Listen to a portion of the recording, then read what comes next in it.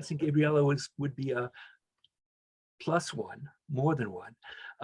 And so, okay, so that'll give me an idea of what to talk about. So basically, I'm going to talk about from the pre-A1, from the very beginning, learning the names of simple things in the world around us, to B1, which is when people can start to write paragraphs. Now, CEFR is not really so much a test or a curriculum or a requirement, or it's not a map of how to do things.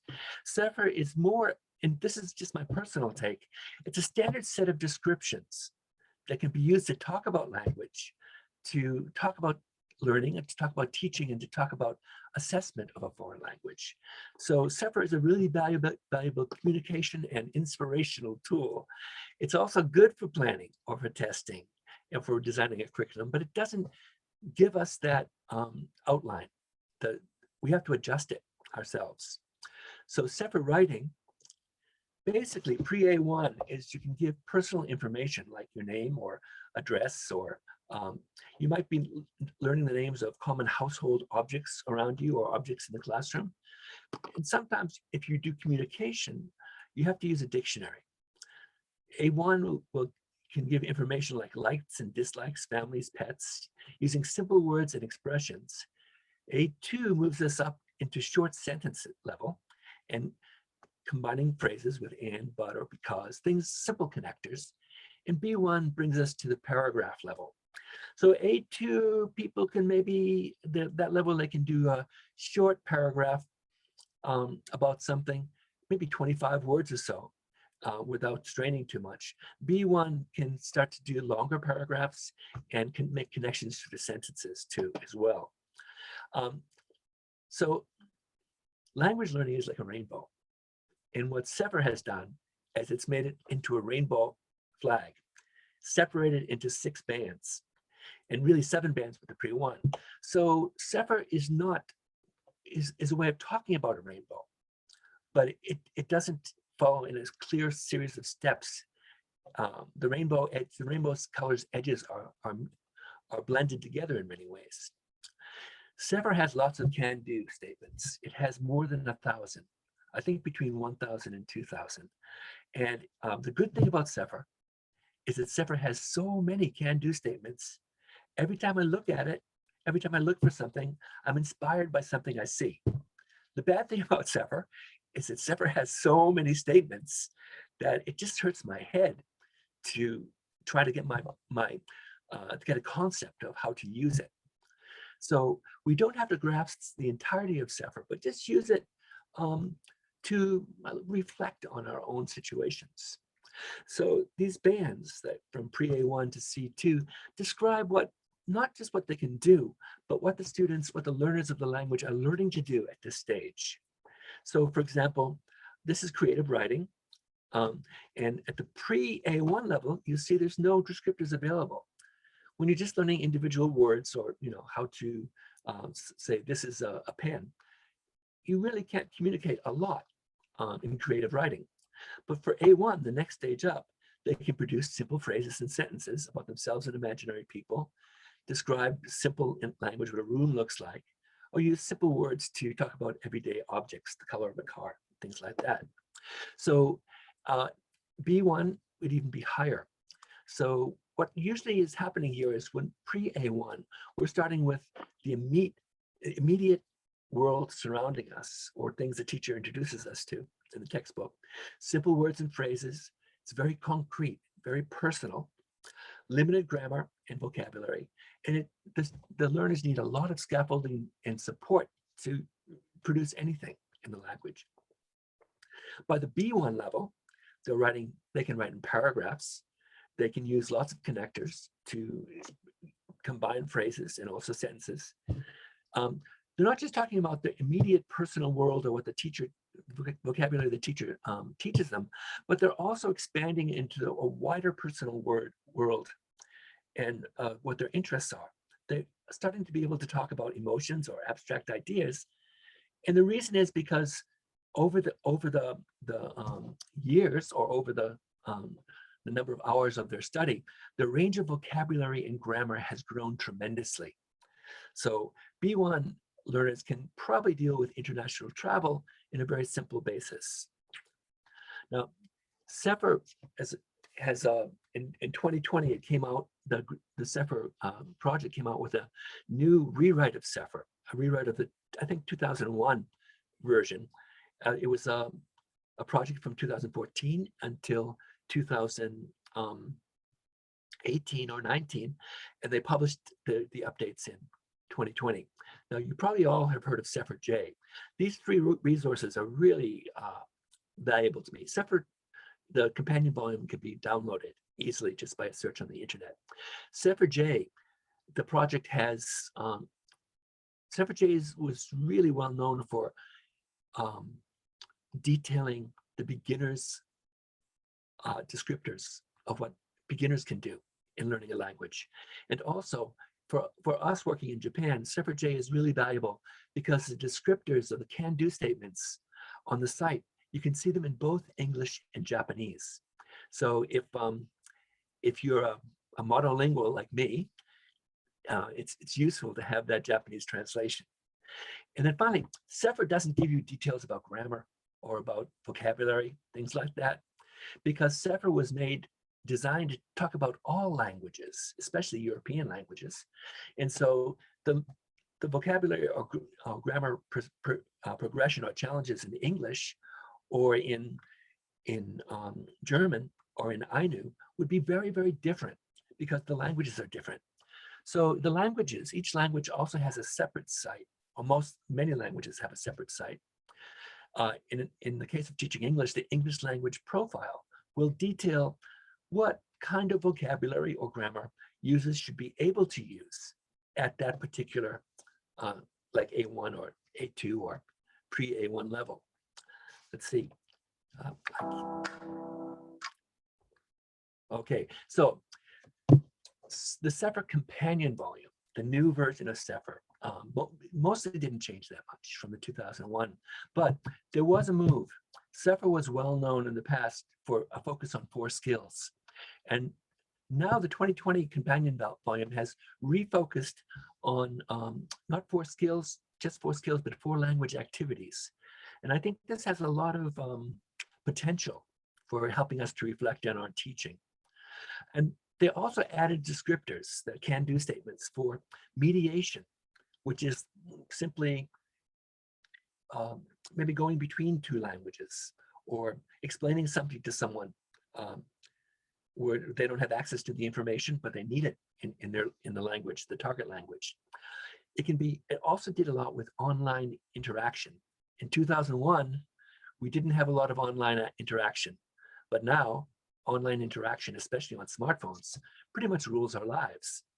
Besides that, they also did some work on pre-A1 descriptors, plurilingual and pluricultural competence, which is really interesting for me, but not so much dealing with writing, sign language competence, and many other things.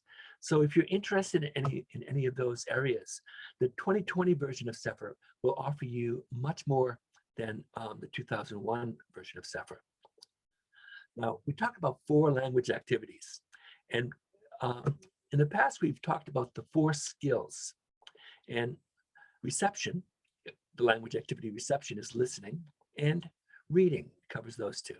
And production, it's not rocket science, of course. It's going to cover speaking and writing. But the 2020 version has put more emphasis not just on reception and production, but it's increased the emphasis, which was always there, but a little bit increased, on interaction. Interaction would be just communication and sharing ideas, creating knowledge together, learning together. Now, reception can be almost one way. Let's say you're listening, you're reading Shakespeare, okay? Pretty much that's one way. Shakespeare isn't around anymore. You can't send an email asking what he meant. Production can also be one way. Like, let's say I have my students writing a test essay with a traditional academic 1-paragraph essay on Moodle, and I don't even read it. It's just for practice. But interaction is where it really happens.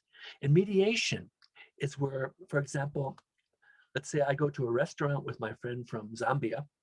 We both speak English, but I want to introduce yakitori to him, but he's a vegetarian.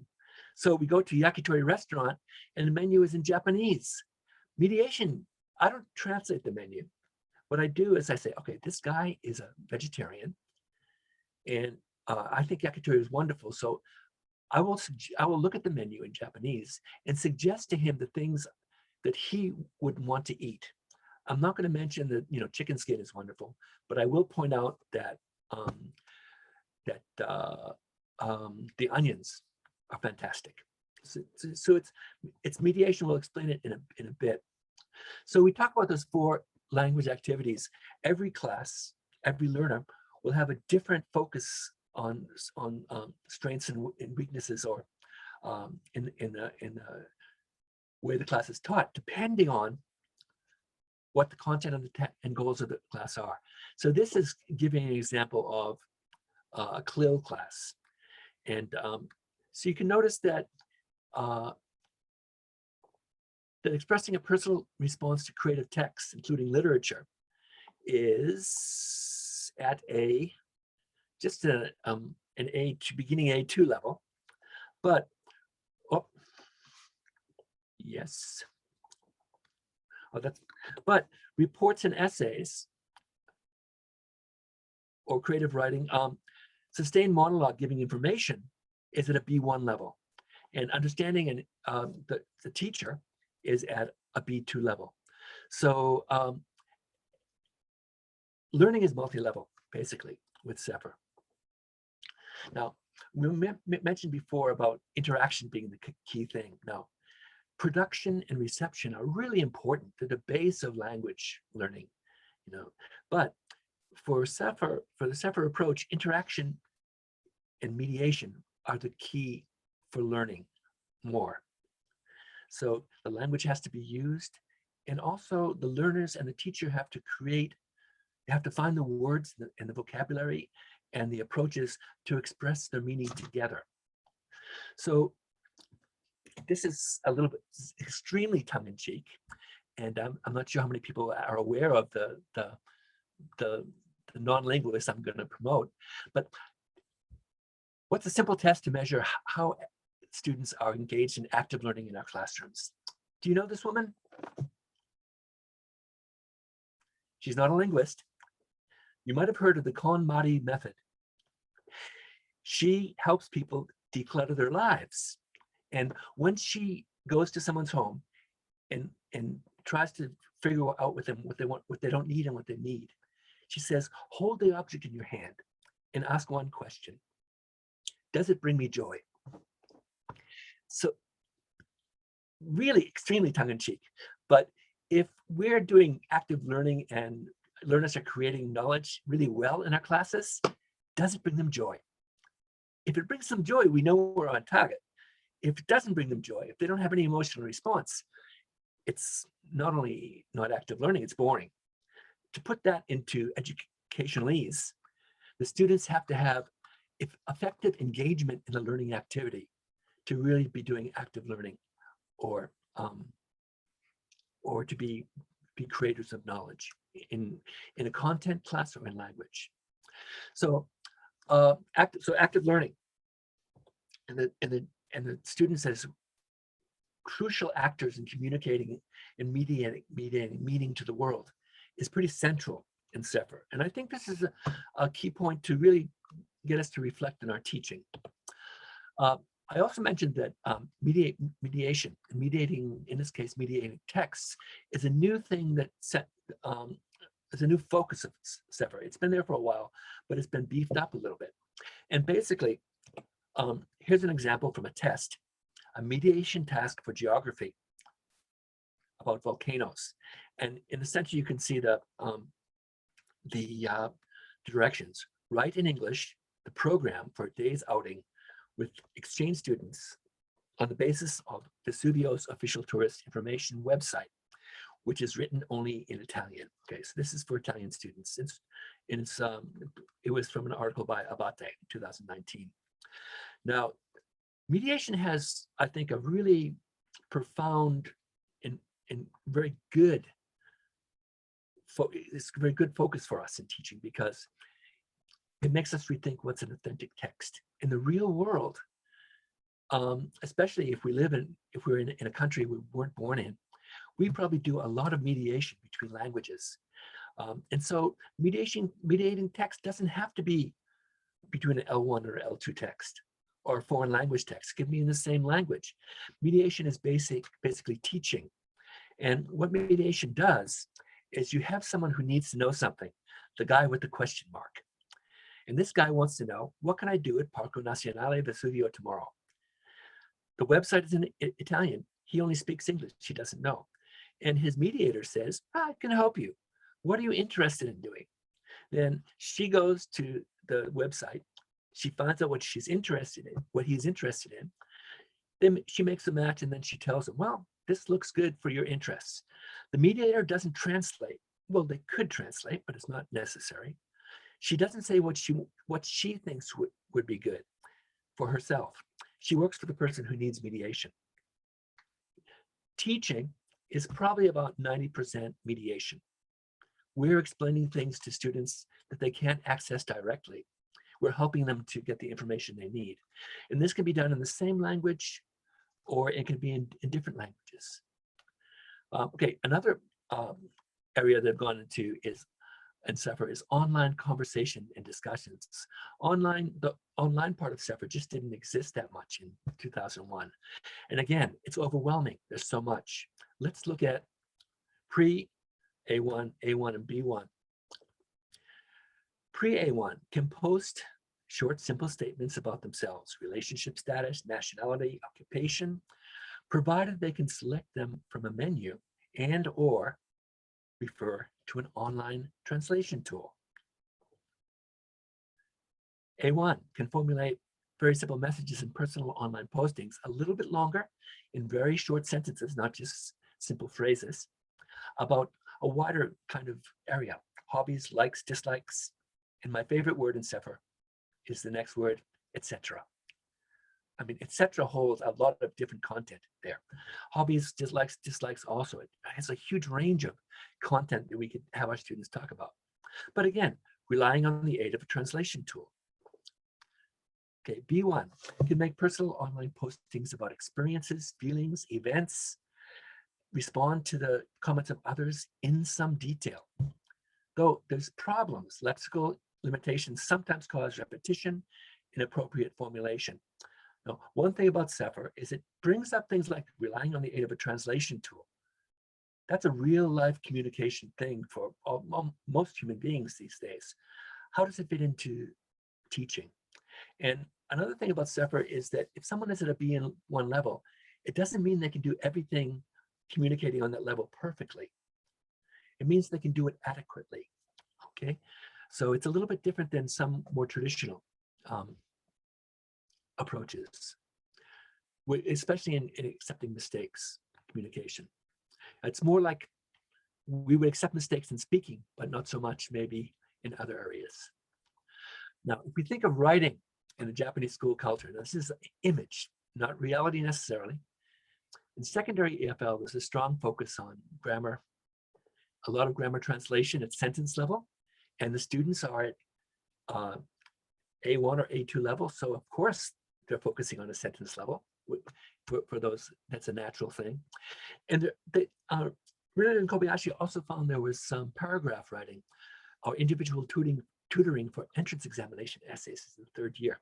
Now this is in 2014 and 2009. Now, since Showa, when I first came to Showa Jidai, when I first came to Japan, one thing about Japanese education is it's really expanded. And especially if you look at the general trend, and then also look at individual schools, there's a lot of difference. Individual teachers will have a lot of difference. What about university?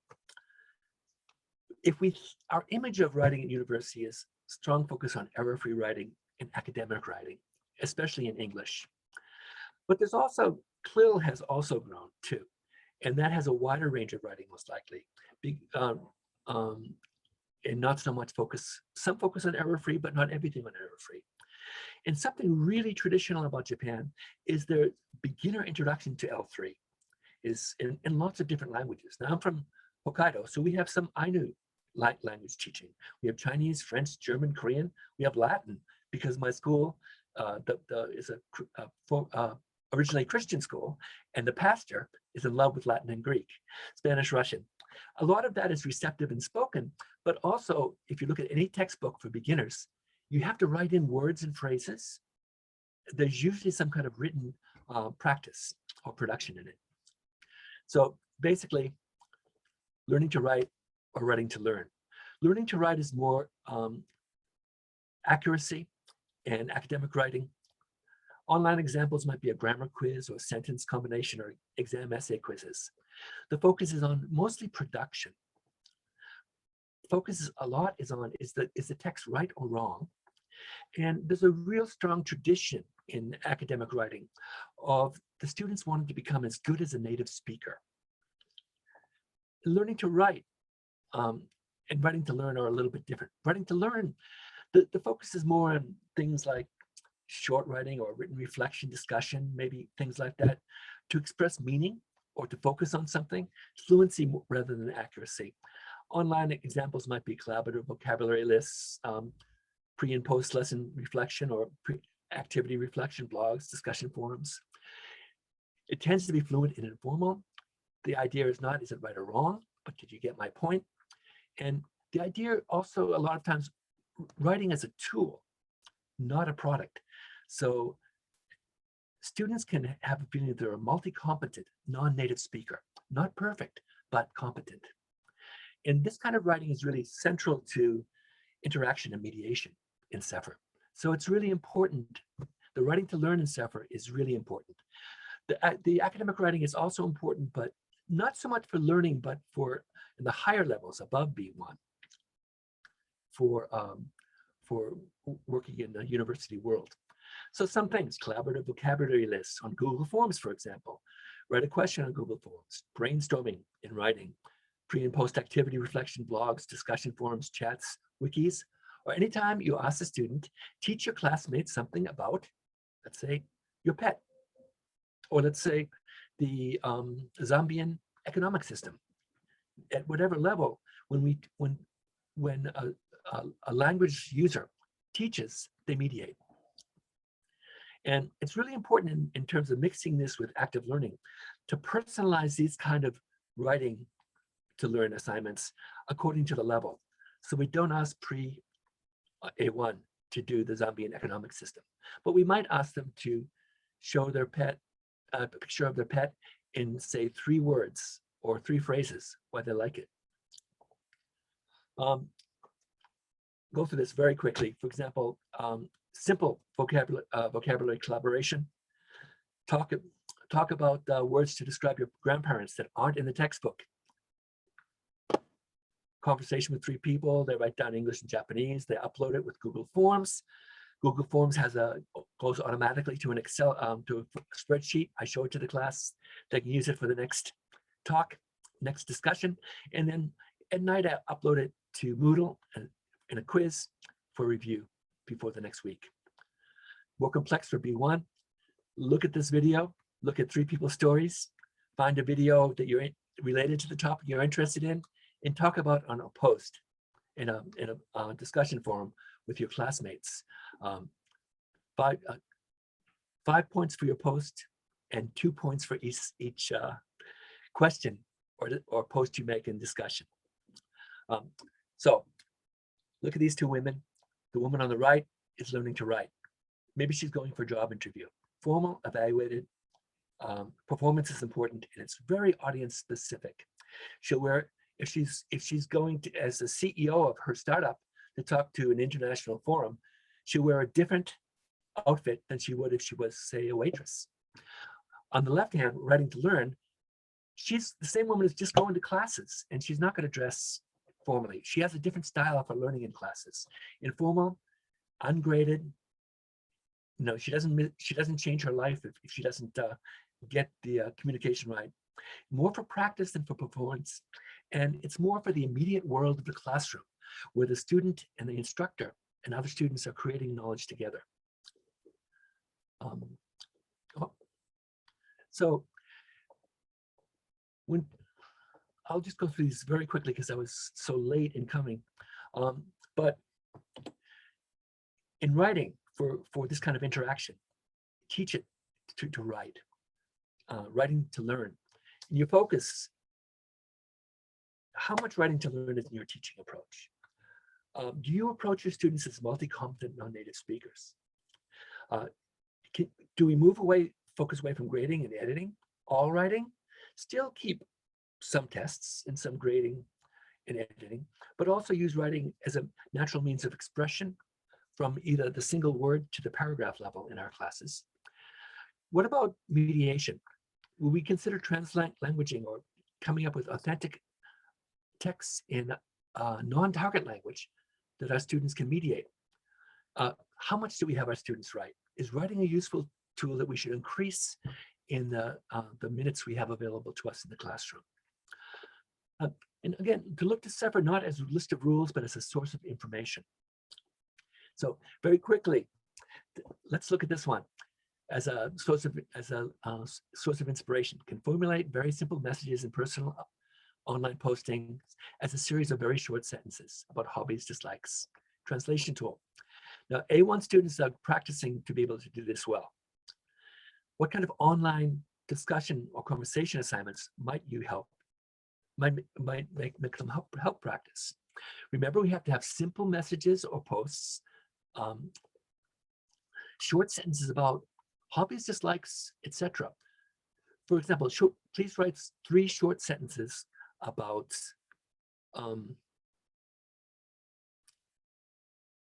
your hobby. Then read other people's posts and ask a question. So when we think about writing in this sense, with a CEFR-inspired approach, we want to think about how to learn in interaction. So how would you scaffold this kind of activity? These are some of the questions we can start to pose from a CEFR descriptor. At the same time, with the aid of a translation tool, how do you feel about that? What kind of feedback or evaluation would you give? Why or how? As a teacher, what would you want to learn from the students' online activity when you read their writing? And finally, if this activity was not written, but if the same question was spoken, production, how would you look at it differently? So this is just about it. I mentioned most of these things before. What can we learn from CEFR? Should we move our focus from 4 skills to think about language activities with especially interaction and mediation become more important? Do we put enough emphasis on active learning and students being active creators of knowledge? What about mediation and students L1 or other languages? How do we integrate writing into our classes? Extensively or not at all? A little bit? Almost everyone has some writing in the class. It's not rocket science. My activity with grandparents, words to describe grandparents, is usually done face-to-face as a game where the students are in teams and they run up to the whiteboard and they write things, okay? It's really not rocket science. So which parts of CEFR do you want to use? Because CEFR is too long to use everything. I'll once again give you this if you want to look at the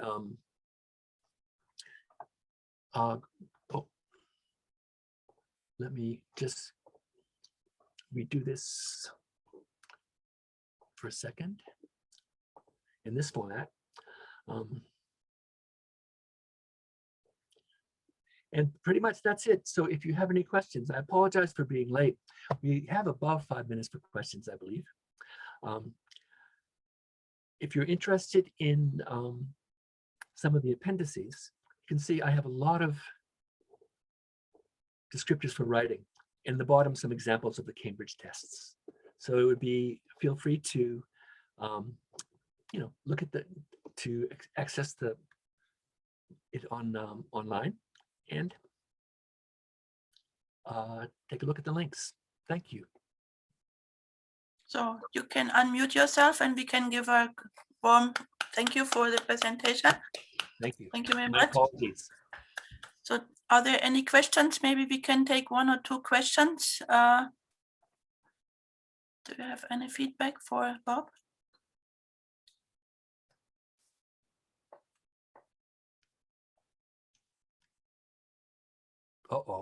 It's fine. It was a really quick presentation. If there's no feedback, at least Andy and Matt, you have to ask a Tatami question. Okay.